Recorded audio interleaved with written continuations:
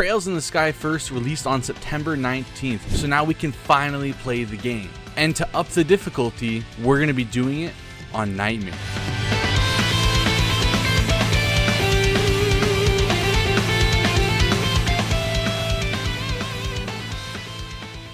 Back in the day, Trails in the Sky FC and SC were both notorious for being insanely difficult on Nightmare, downright unfair at times. So that begs the question, is the remake going to be just as hard? So the current goal is to catch back up to the demo, beat the prologue, then start the story at chapter 1. So without further ado, let's jump in. I started up the save and immediately got to work. We defeated the sewer enemies like they were nothing. We got our bracer badge, and it was time to save the kids from the tower once again. I was initially pretty worried going into this fight, but it honestly wasn't that bad.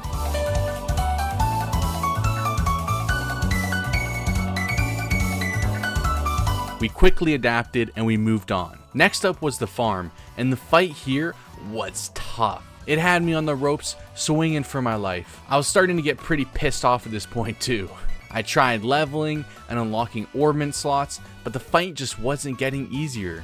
Then I decided to explore every inch of the map I had access to in search for chests with potions and gear, and that was the strat. Now stocked up on heals and better gear, I was finally making progress, and after over an hour, I finally cleared the fight. The next part of this demo, we blasted through. The mains mine was simple and easy. The investigation into the missing gem went smoothly, and every side quest was completed along the way.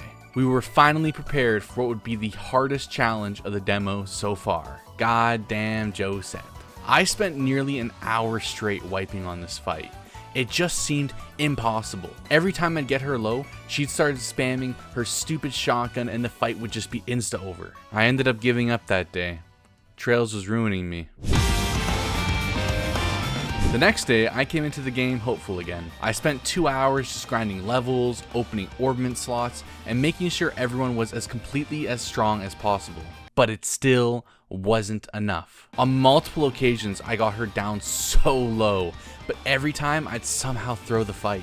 What's going on? Daybreak Fresh Nightmare was easy. Reverie Fresh Nightmare was at least doable. But this was on a whole other level. Day 2 would come to an end with Josette still undefeated. This is it. Today is the day. I needed to have this video ready for upload, and I needed to beat this prologue so I could finally start the story. Today's new idea was completing challenges to claim some of the rare orbments as rewards. Things like activate overdrive 100 times or destroy 500 grass. So yeah, this is what I ended up doing.